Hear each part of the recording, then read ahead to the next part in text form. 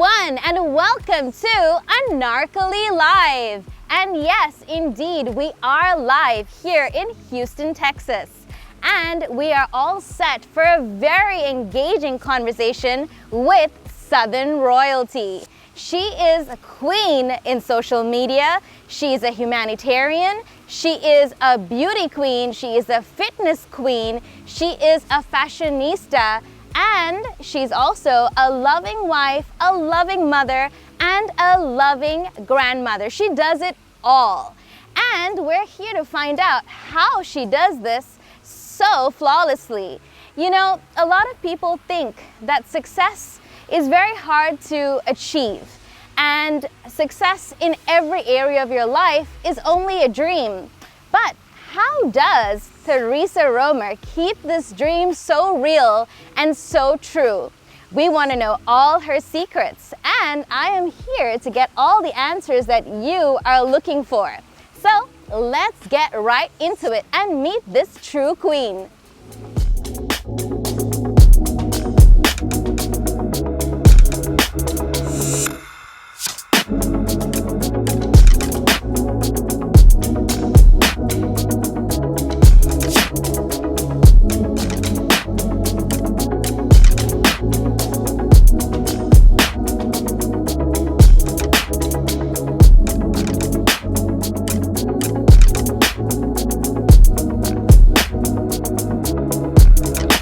Theresa, thank you so much for bringing us into your beautiful home. You're welcome. And you look stunning, as you. always. Thank you. I was just telling everyone that we're going to be meeting a queen, and indeed we are. That's a big name to be Well, responsible for. you hold it so well. Thank you. Yes, I Thank feel you. like the moment that I first met you, I really was so enthralled and just so taken up by your energy. You're such a beautiful being. Thank you. And I've seen you on YouTube and on social media, and I was just like, I really think she's so interesting, and I want the world to hear your story and you. all of Asia to know more about you, because you. there's so much to aspire to be like you, because you've done everything. I don't think I've done everything. Not yet, but you're going to. I feel like you could take on the world. I mean, I only touched on a few things that you've done, and when I was sitting here, I was like, oh my gosh, I completely forgot. She's written a book too. Three.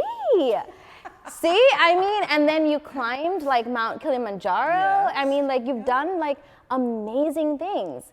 Like my first question that I would like to open with is like,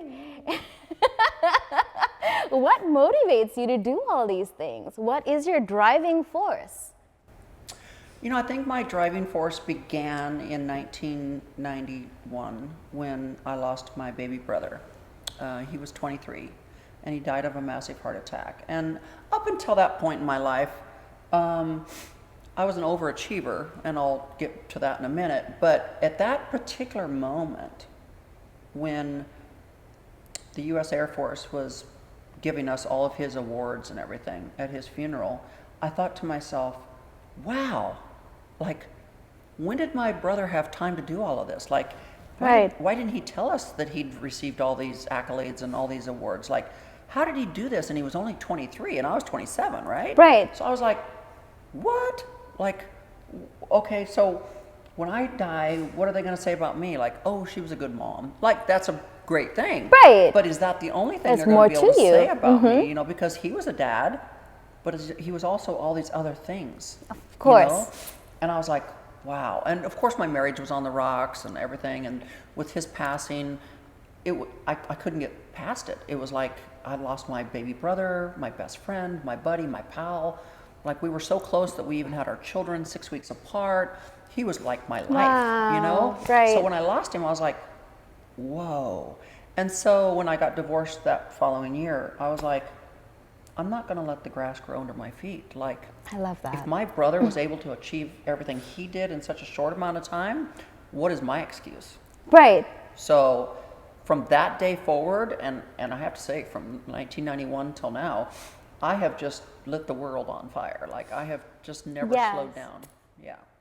You know, it's really interesting because, like, when listening to you just now, you touched on time. You know, and I feel that a lot of people have different concepts of time. And I see you as a woman who just controls and creates her own time, because you go, okay, I'm not going to stop. And some people might tell you, okay, enough. Right. Don't do it. Take it easy. But All you're the like, time. I need to do it. All the time. Right? What helped you in particular to get past that time? How, like, as women, we always sometimes get stuck in a moment and let that moment take over our time. And I feel that even today there might be things that happen which kind of like try to stop you. How do you not get stuck in a moment in time? You know, there's been many things that I've achieved over the years. And every time I achieve something, someone comes back to me and says, do you want to do that again? Like, oh my God, you're so good at that. You should do it again. And I'm like, been there, done that. Right. Check it off my list. Let's go to something else, you know. A few years ago, I was sitting in Damon John's office in New York City for the Shark Tank. Right. And he said to me, name your greatest life achievement. Uh-huh. And I was like, ooh, that's a trick question. Because if I say, oh, it was becoming a mother, Right. he's going to think, oh, she's not business-minded at all. Yeah. All she thinks about is being a mom. Right. You know? But then if I thought, oh, maybe it was when I sold my health clubs and I became an instant millionaire, he's going to think, oh, she has no touch of reality. Like, she forgot about her kids. Like, you Right. know. So I thought, how do I answer this and not get pinpointed into a certain category? Put in like some sort of like and I just told him, I said, you know what? I don't ever want to be defined as one great life achievement, because I've had many great life achievements and I want to have many more. So powerful. Because, especially as a woman in today's society, I just feel sometimes that we don't get enough credit for what we accomplish and what we do. Yes. And so every day I wake up and say, oh my gosh, what more can I accomplish today? What more can I prove that I can do just as much or just as well as a man? Right. Like, you know, so when back in the day with my health clubs, you know, there was very few women owners of health clubs, and I would always get told, oh, who'd you marry, or who's your sugar daddy, or who's backing you? Yeah, totally. You know, we never wanted to get enough credit that, hey, it's just me. Yeah. My name's on the loan at the bank, and I'm here 15, 18 hours a day making sure it works. You know, we as women never get the credit we deserve for the hard work that we put into. I also feel like, I think that people forget that, I mean, there's always like, it's a man's world, and men take on these responsibilities, but they forget that women take on much more responsibilities. So why can't a woman take responsibility for her own business? Why does it have to be a man in business? Why can't a woman take on that responsibility? You know? I think it's still that stigma from years ago that, you know, the woman's place is at home raising the children, which is a huge job in itself. Of course, yeah. But women have decided, not only am I going to take on the huge responsibility of raising my children, our children, to be outstanding individuals. Right. Which is a lot. It's a lot. But also, I'm going to create my own world. Yes. You know, I'm not going to just be, oh, you're so-and-so's wife. Right. Yes. You know, I've always said from day one, I'm never someone's wife.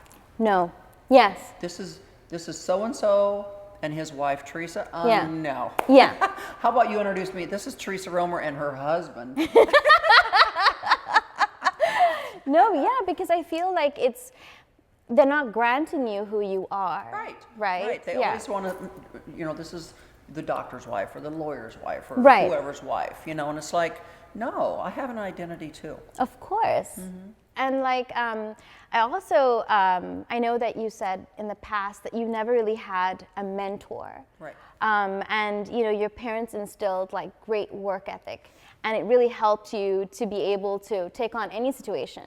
And I feel like, I mean, you are a true testament. Like, people can say that, but I've actually seen like videos of you actually going in and doing work. Right. And not because you're like, oh, I should do it. It's because you know you can do it. Like, you can actually do it. To do it. Right. Yeah, exactly. And like, how does this still live in you? Because like some people might say, oh, I did that in the beginning, but you still do that today. Even though you have like such a beautiful and privileged life, you're still like, it's okay, I can totally do that. Like why is this so important to you to keep going like that? Because I think you should never forget where you came from. I love that. And so at any given time, and my assistant and my housekeeper can contest to this, but at any given time, I will get on the roof and help clean out the gutters of the house. Yes. I will go out and do yard work. When it comes time for us to have events, I'm usually the last person that gets ready. Like, right. Most of the time, someone's like, Theresa, the guests will be here in 30 minutes, and you're still in your workout clothes with a messy bun. Right. Like, really? Yeah. The guests are going to be coming through the door, and you're still out there making sure the tablecloth is perfect. But I mean, like, I take great pride in that. I love that. I'm like, you know, at Christmas time when it's time to decorate the house, I'm out there wrapping the palm trees with lights, and they're like, you have people that can do that for you. And I'm like, I know, but I want a sense of accomplishment, you know? Yes. So I think you should never forget where you come from, that it helps keep you grounded. Definitely. It helps keep you humble. Because like I said, I don't care who you become. Mm-hmm. You still need to do some of those common things that you've always done your whole life. And I find great joy in it. I really do. I feel like it's another reason why, yes, your house is beautiful, but the reason it stays beautiful is because the owner knows what is necessary to keep it beautiful. Right. When you have something beautiful and you don't know how to operate it or what's required, it falls down. Mm-hmm. But the upkeep is happening because you have the know-how. Right? And I feel like it's interesting because even in social media, you started like 7 years ago, and on YouTube. On YouTube. And then like now it's like you've ramped it up to the next level, and you're like getting in resources to help you to like really amp it up. Right. Because you're like, okay, I'm good, but I want to be great. Right. You know? Right. I love that. You know, it's all about like the next level, like you were saying, moving up. Right. And I was like, I really want to know, like, what is like the next big thing for you? Like, what's your game in life? What's the ultimate like game? What's Theresa Roemer's game in life? Well, we can't let out all the secrets. But you know, it's just like I said, I'm an older woman, so I did... Stop. Stop. This is so not true. You guys, I wish you could see her in real life. But I'm just saying, you know, like, with today's society, you know, when it comes to social media and YouTube, you see a lot of younger people out there doing things, okay? So... Like babies too, like they have channels. Right. Yeah, testing out toys, and they've got, you know, 150 million followers. I'm like, amazing. Okay, just sitting there playing with toys, okay. And so as an older individual who didn't grow up with social media, we never really realized the importance of social media or what social media could actually do. Right.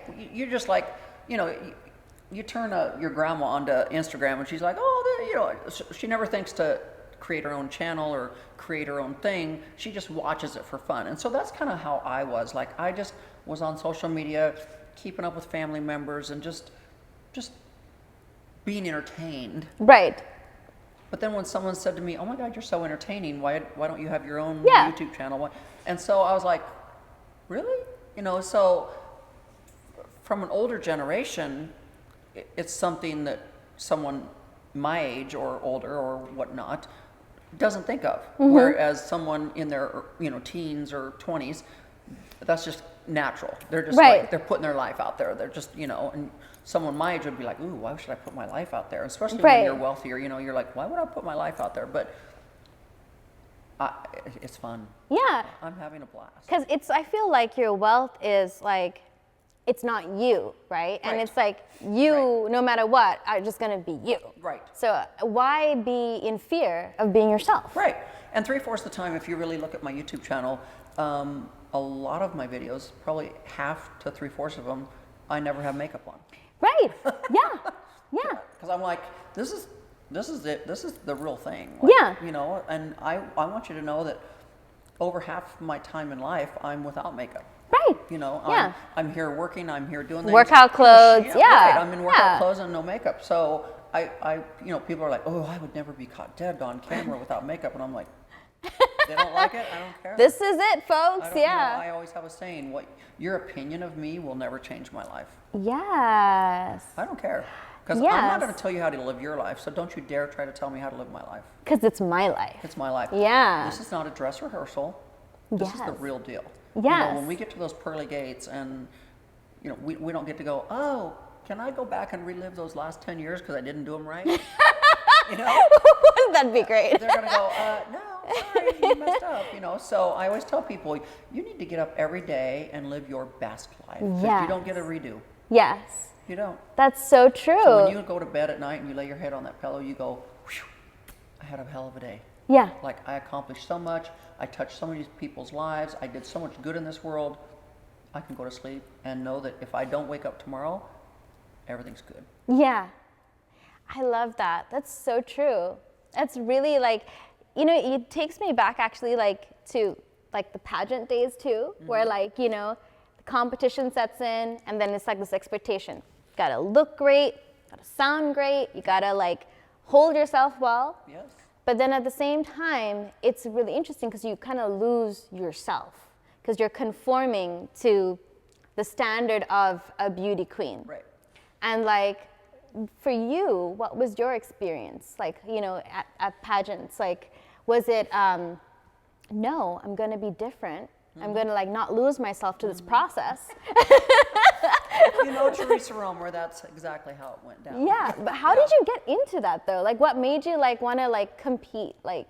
Well, I've always been a competitor. Okay. So going clear back to when I was a little girl, I was diagnosed with a heart murmur because I'd had rheumatic fever 4 different times, which left me with a heart murmur. Wow. So I was always 4 told times, that I was wow. going to be a sickly child. I would never get to be a normal kid. I would never get to be outside playing with all the other kids. And so it was weird that as a young child, I took that news as oh no, you're not going to tell me that. And it must have made you feel already like you were weak. They made you feel weak, them telling you that, right? Well, and I don't know where this personality comes from sometimes because it's like as a child, at an early age, I immediately took on this personality of, you're not going to tell me what to do. Now, a lot of times that comes when you're a teenager. Yeah. Because, you want to be rebellious and all this. But Yeah. mine came way younger, 9, 10. Wow. And so when those doctors were telling me that, I was like, no, you're not going to tell me what to do. Yeah.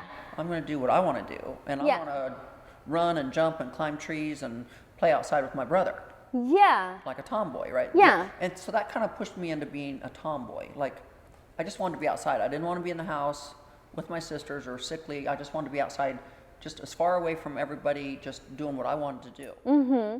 And so then I became a world-class athlete. I pushed myself. As soon as someone said I couldn't do it, I was like, watch me. And Yeah. so I would do it. And so that competitor in me, as a world-class athlete, and then into bodybuilding, which led into the health club years, and I'd always wanted to be or try my hand at being a beauty queen. Yeah. But I didn't really see myself as a beauty queen because I was I was more of a tomboy. Oh, right. And which okay. the athlete, okay, this fits, tomboy athlete, ooh, this fits, Yeah. But I still loved fashion. Right. But I really didn't let it be seen that I loved fashion because it was more like I needed to be this rough, tough competitor. Right. Because that was what was going to help keep my heart healthy and stronger. And so all those years as a competitor in the health club industry, a bodybuilder, when I got married to the husband I'm married to now, a girlfriend of mine said, have you ever thought about being in pageants? You'd be perfect for pageants. So I always have felt that I was meant to be a beauty queen, Yeah. but I didn't really want to let it out because I was supposed to be this rough, tough competitor. Right. So, and plus, I'd gotten married at an early age, even though I didn't have to. I just, Right. because you think that's what you're supposed to do in life is Yeah. get married and live a Yeah. happily ever after life, Of course. right? With a house and a little picket fence, White. And so I couldn't, by the time I wanted to do a Miss competition, Yeah. I was already a Mrs. Right. And then before you knew it, 7 years had passed, but then I had children, so then now you're a mom, you can't be in the pageants. And so it wasn't until I got divorced and remarried now that I was like, oh, I can try out for Mrs. You know? And so I gave it a try, and right away I won Mrs. Houston, and then I won Mrs. Texas, and then I became first runner-up to Mrs. United America. So wow. yeah, so the girly girl in me got to finally come out, because I was like, okay, I'm done with the bodybuilding, I'm done with all that competitive sports stuff, even though I still compete with myself every day in working out. So yeah, I went into the girly girl pageants, and the fashion came out, and here we are. It's amazing. You know, it's like, it was like meant to be. Yeah. You know? Well, I always say everything in life happens for a reason. Yes, So, I believe that too. you know, I really do believe that our path is already written. Yes. And it may not come in the time manner that you want it to come. Right. Like, okay, well, why didn't I get to do pageants when I was earlier? The time wasn't right. Right. You know? Yeah. So I feel like sometimes I'm a late bloomer, and I say that because there's things that I want to happen earlier in life, but it doesn't. Right. But then I find it happens later in life. Later. And yeah. I'm like, wow, why is it just now happening? Time was right. Yeah. Yeah. It's all timing. You know, there's something else that's like out there. I mean, all due respect to like the medical field and like to all the doctors out there, the service is immense. But I sometimes feel that, you know, human power, the power of the human is so unbelievable. And I feel like we don't give ourselves enough credit, because if listening to your story, you took command over your body. You changed your body, you controlled your body, and you didn't become a victim to what they were saying that you might have to face in life. Right. And like, there's so many people out there every, you know, minute who get told like really heartbreaking news about their health. And I feel like it's really important, you know, hearing your story that like, that they get inspired to not become a victim or like effect of that, you know, thing, because you could always change that, because you're just like so powerful as a being, right? You have that power within you. Yeah. Yes. I think that it's, I think a lot of people are going to get inspired by what you're saying right now. It's amazing. Well, I always tell people, the only person standing in the way of your success is you. Yes. And it's because of the fear of the unknown. Yes. And so the fear of the unknown is extremely powerful. Yes. You know, that's like why most people don't want to die, because they're like, well, where am I going to go? It's an unknown thing, right? Yeah, yeah. You know, and I even experienced that when my brother died, because I was like, you know, I felt like this big thing of I was his big sister. How can I let him go somewhere that I haven't been yet? Yeah, I totally is it safe? see that. Is yeah. it, you know, and so that fear of the unknown. And so, but I dive headfirst into it, because my thought is, you know, what if I fail?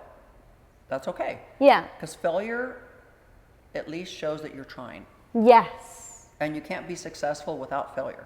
This is so true. So. This is so true.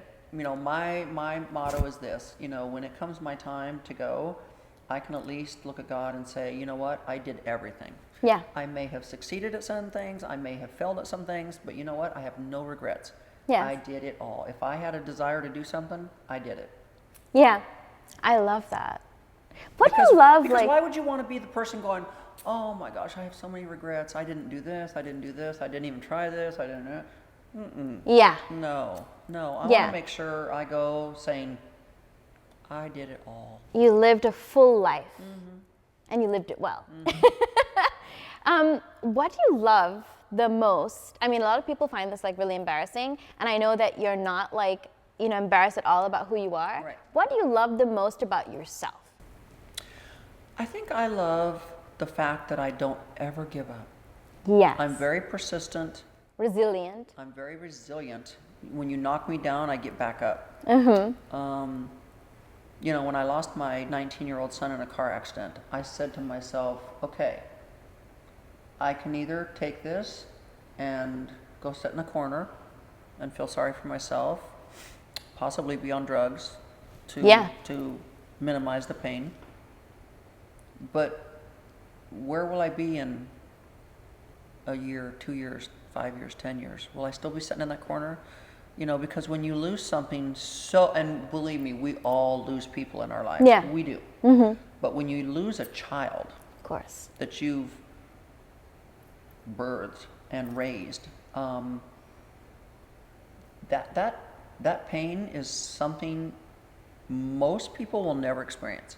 It's immeasurable, I'm sure. It's undescribable. And it's a pain that will put you in a corner on drugs or alcohol or whatever. And some people never come out of that dark hole. I believe that. Some people never come out of that dark hole. And I said to myself, you got to deal with this pain head on. And you got to get through it, because your son would never want to see you curled up in the corner letting life pass you by, because he knew how much I loved life. Right. And he knew how much I enjoyed life and how much I enjoyed him being in my life. But, you know, I remember one time my mother, I was on the phone with her, this was a few months after my son had passed away, and I was crying, and I said, you know, if I would have been told that God was going to take my 19-year-old son, I maybe would have never had children. Right. And she said, how dare you say that? You got to experience 19 years with that child. Yeah. That is 19 years that some people never get to experience that That's can't have true. children. That's true. So you need to feel blessed that you were able to raise that child, have that child, raise that child for 19 years, because that's 19 years that most people never get to have. And I was like, wow, okay, that's another way to look at it, you know? Yeah. And the pain is still very real, but you know, I've learned over the years that just when you think your story's the worst, you will run into someone that has a That's much true. worse story. That's so true. Maybe someone that's lost all of their children. Yes. You And know, like, which yeah. I've talked to, you know, in Yeah. a house fire. So, you know, just when you think your story's the worst and the most painful, you'll find that there's always someone with a much worse story. This is true. I mean, but it's still a lot, you know. But I feel like, I mean, you prove it every day. You never let anything stop you, and I think that's so amazing, because it's a rarity. Because a lot of people choose to run away Yeah. or cave in, Yeah. and to be able to look any circumstance in the face and confront it is one of the hardest things to ever do in life. Yes. Yeah. It's not easy. Yeah. It's not easy. Yeah. And some people are like, you know, how come you're so strong? Where'd you get your strength? You know. But I think part of my strength comes from God. Yeah. You have to have faith. Yes. You know, you have to have faith that He has your story already written. Yes. You don't know the twists and the turns. You don't know the pain. You don't know any of that. But you just have to know that He's got your best interest at heart. Yes. And everything's meant for a reason, you know.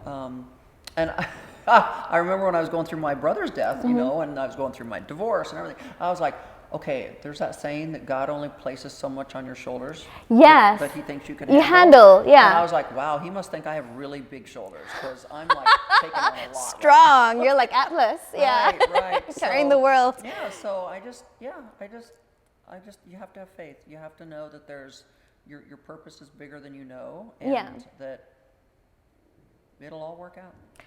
When you're going through all this, though, I could never ever imagine now, like, knowing you, I feel like I really know you, that you ever let yourself go, because you're so beautiful and perfect. Like, and I think a lot of people, when they go through things in life, they hurt themselves because they feel like they don't do it knowingly, but like they feel like, I don't deserve to have a good day because this thing happened to me.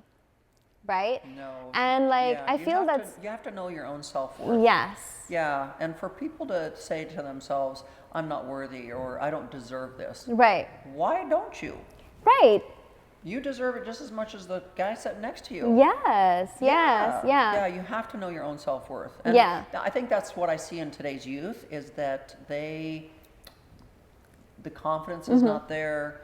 They don't know their self-worth. They have no idea what their self-worth is. Yeah, it's really sad. Do you feel that it's to do also with the culture changing, like the times changing with social media and like the expectations to be so Perfect. face-tuned and so like the coolest life. Do you feel that sometimes has like a thing to do with kids? You know, Oh, like, you know? it definitely has an impact on our kids. And I think Yeah. that's why now there's so much stress in our kids' lives. And I'm talking young kids. Yeah. I have followers as young as 10 that Wow. are following me. And they talk about the stress that they go through, the stress they're enduring. Some are gay and not knowing how to come out, or they've come out and their parents don't accept it. Right. But you accept me, Theresa, or Oh, transgenders. yeah. But yeah, I'm constantly hearing of the stress that kids are in nowadays, not only with academically, in their grades, and school is way supposedly so much harder now than it used to be, but also because of social media. Yeah. And they're constantly comparing themselves to Yes. everything and everyone on social Yes. media. But back in the days when I used to teach with Barbizon modeling, I used to tell the models, and this is back in the day before social media, that I was like, don't compare yourself to these models in these magazines because these photos they're photoshopped. Yes. And that person took 3 inches off their waist and they shaved her arm down and they did this and they did. So I'm like, what you're looking at in the magazine is not real. No, it's not. It's all fake. Yes. And that's what I want to say to kids now on social media is 98% of what you see on social media is so photoshopped, so fake, that when you're trying to compare yourself to this, you're comparing yourself to something that's not real.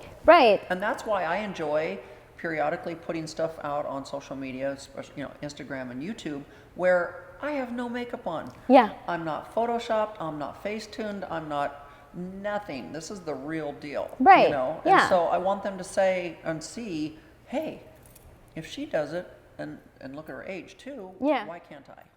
So true. And I feel also like the pressure, like the stress of showing success. Like it's a big thing. It's like, okay, showing this many cars, not one, but like a row is showing success. Right. Or I don't know, being on a first class, like on a plane and like taking a photo, that's success. But what is success to you? Because I think that like a lot of people might think that success to you means something else, but I don't believe that. I want people to know what success means to you. I don't necessarily combine success with materialistic things. Yes. Yes. When I climbed Mount Kilimanjaro, there was not a $1 million jackpot sitting at the top waiting for me to grab. That would be great, but you know no. What I'm saying? Yeah. And all my years of bodybuilding, there was never. I was very successful at Yeah. bodybuilding. I took the U.S. Open Wow. in 1999, but there was no big grand prize Prize, package. yeah. So how can you say that taking that title, there was anything materialistic connected to it? Right. And yet that was success. Yes. So I don't look at success as being connected to materialistic things. Yes. I think different levels of success and different areas of success can lead to That's financial true. gain. Yes. Which can enable you to have nicer things. Yes. But there's a lot of wealthy people I know that are extremely successful that still live in little tiny homes. Yes. That don't drive nice cars. And they've got millions and millions sitting in a bank account, but they don't spend it, So Yeah. I don't necessarily think a materialistic possession.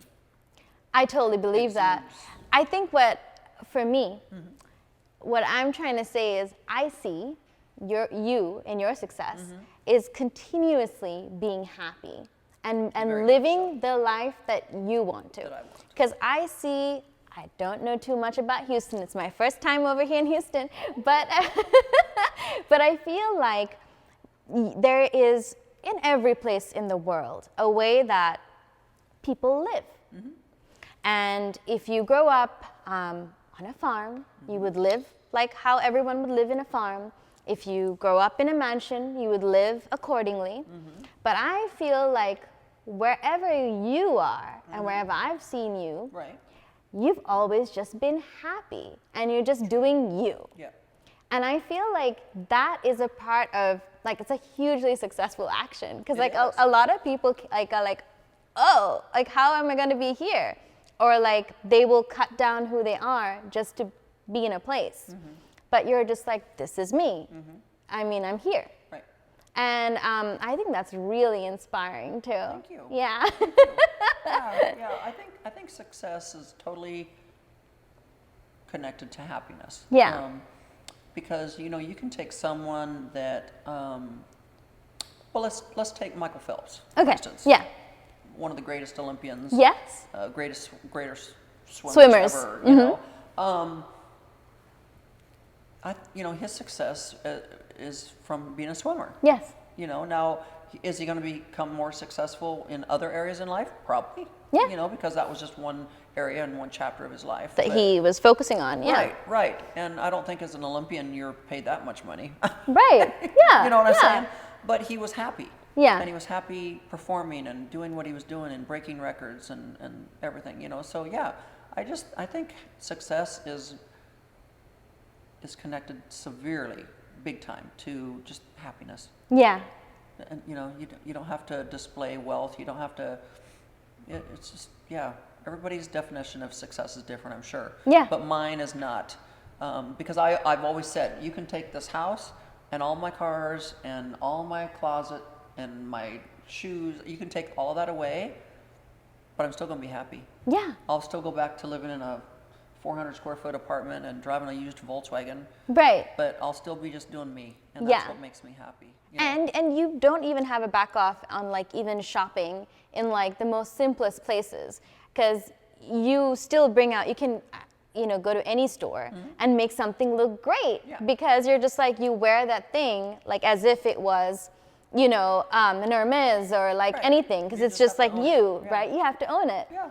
And I really do think that you own everything so well, and it's just such a true testament to the person you are. Thank you. And you have so many amazing fashion moments, and we have a lot of favorite fashion moments of yours that we love.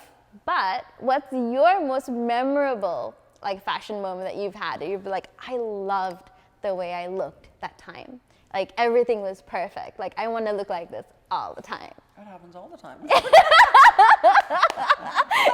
I always just own it, Yeah, I'm like, no, totally. I don't care if I'm in a pair of jeans from Target and a sweatshirt from whoever, but then I've got some Louis Vuitton boots on. Right. Whatever. I'm like, I mix and match all the time. Yeah. But I think you just have to own it, and when you own it, you feel good in it. It shows. Totally. People are just like, oh my God, she's in a trash bag, but look how good she looks. Yes. Because you just own it. You're like, I'm just gonna make this look fabulous. Yes. Yeah. It doesn't always have to be a name brand. I mean, I think that it's just so sad how like everything now, just because like we do have amazing designers who should be appreciated, and everyone should always like buy authentic designer items, like at least have some, not all the time if they can afford to, but at the same time not be so attached to only designer stuff, because it's ridiculous. Right. Be able to have a beautiful balance of both. And like for some people who are like into fashion, it's an investment, and then you shouldn't try to engage in fashion if it's not your thing, just because everyone else is doing it. Because those are the people who complain all the time. Because they're just like feeling pressurized to be a part of that. If it's not your thing, it's not your thing. But your closet is amazing. Everyone's talking about it too. And I feel like I wanted to... I'm more than just the closet. I know, that's what I'm saying. I really wanted to like, for people to know the essence of you, because there's so much. And especially the humanitarian aspect of your closet. Like, how was that born? Like, it's such a cool concept. Like, what made you think of like, I'm gonna make this not just my closet where I hold all my beautiful things, but how can I give back to people? And how did that start, like wanting to be a humanitarian too, like giving back? Well, I think the wanting to give back started when I was a sick little girl. And we were in Omaha, Nebraska at the Children's Hospital. And I remember they would see us even if we didn't have money. And kind of like St. Jude's does now. And, I remember saying to my mom, gosh, we should at least give them something. they're helping me, they're helping us, So I think that feeling of wanting to give back started then. Yeah.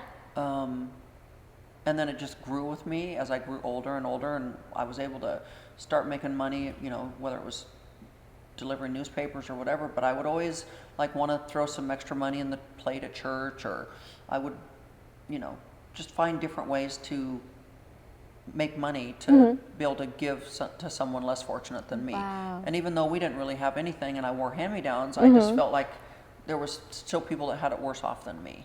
Right. And so I carried that with me all through life, and then when the closet happened, it was like, no matter what house I lived in, no matter where I lived, I always was known for having pretty closets. Right. Even if it was just 2 foot by 2 foot, it was pretty. Yeah. Because I think a closet is a direct reflection of a woman. Yes. Kind of like a vehicle kind of is for a guy. Right. The guy's driving the Ferrari, hey, look at me. Hey, guys watching yep. And so I felt like my closet was always kind of a reflection of who I was. And right. So no matter where I lived, every time I would have events at my home, the girls would always get their glass of champagne, and we'd be drinking the champagne, and they'd go, can we go see the closet? Yeah. So then we'd go to the closet, we'd all sit on the floor, we'd all look at the pretty stuff. So it was like, that's where the girls always wanted to be, was in the closet. So I was like, when we redid this house, I said, why not build a closet so big that I could actually have the events in the closet? Right. Because that's where the girls want to be. Yeah. So that was the birth of the big infamous closet now, was because I wanted to have the events in the closet, so it would be a venue for the charity events. It's a beautiful, glamorous setting. Yeah. Yeah. So, we normally could fit up to 100 women in the closet so that they can be in there looking at all the pretty things. So they pay a nice price tag to go and be in the closet for this event. And that at the end of the event, we donate all that money to that charity of choice. And so we're always picking different charities. And so it's just, the closet was never supposed to be famous. It was just right, no, totally. It was never meant to be that. We didn't set out for that to happen. It just happened. But that was the whole purpose for the closet. Yeah. It's amazing because I feel like you took a really amazing fashion statement, their closet, and made it produce something great. It just more than just items. Yeah. And I feel like in the future too, you're gonna do something so huge because of your motivational speaking and giving back to society through your YouTube channel, and even through your books. Maybe you'll do another book, who knows? Aren't you gonna be doing a podcast too soon? We're actually doing, it used to be a podcast. It was called Conversations in the Closet. It was a podcast. And then I decided to take it from a podcast and make it into a radio show. Love it. Which is the radio show that we do produce out of our closet. Cool. Called Conversations in the Closet. So it's actually a radio show and a YouTube series. I'm gonna so be on that. That's gonna be so cool. Yeah. I wish you all the success in this world. Thank you. And you're such an amazing being. Thank you. And I feel like the whole world, specifically over in Sri Lanka as well, and in Asia, everyone's gonna be your biggest fans over there. Blonde giant? Now who's this real life Barbie and Queen? We look forward to seeing every single thing that you put out. Thank you. And thank you so much again for agreeing to meet with us. You're welcome. And we'd love to have you again on the show anytime. I've gotta get to Asia. Yes. It's on my bucket list. It's on Yes, my list. you must I come. have traveled the world, but I've never been anywhere in Asia yet. You must come to Sri Lanka. I mean, everyone will treat you so well. Yeah, because we're very friendly and we're very loving people. Right. And we would love to have you there. Please come and be my guest next time you're around. Definitely.